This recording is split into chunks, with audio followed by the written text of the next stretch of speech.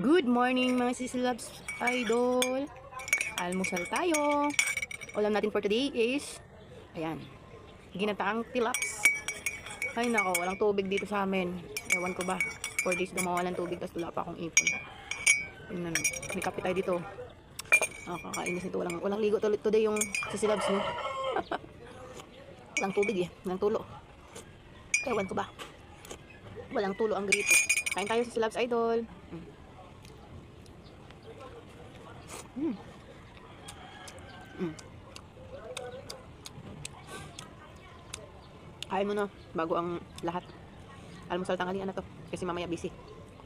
Ito yung mga tanghalian.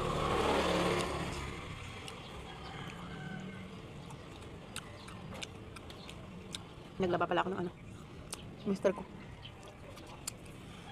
Mister kong tapakin.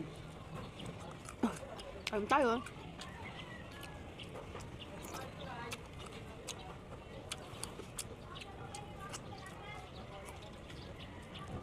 Wala man lang paabiso na ngayong aayos pa o mawala ng tubig.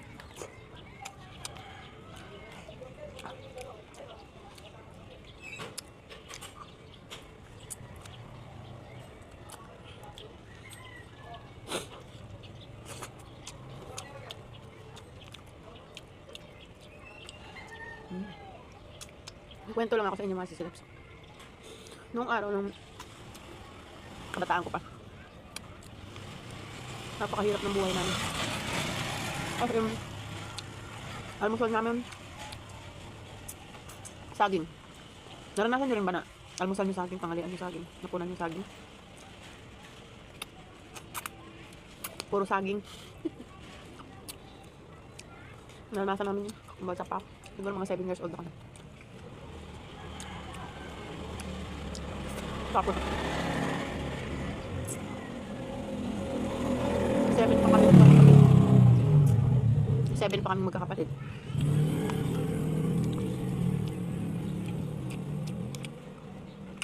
Kaya ako, laking hirap din talaga. Alam ko talaga yung hindi ako maarte sa mga ulam.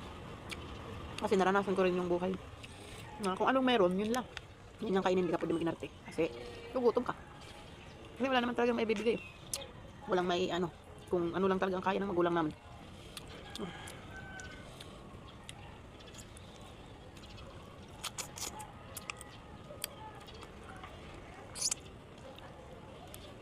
Wala talagang arte sa ulam. Basta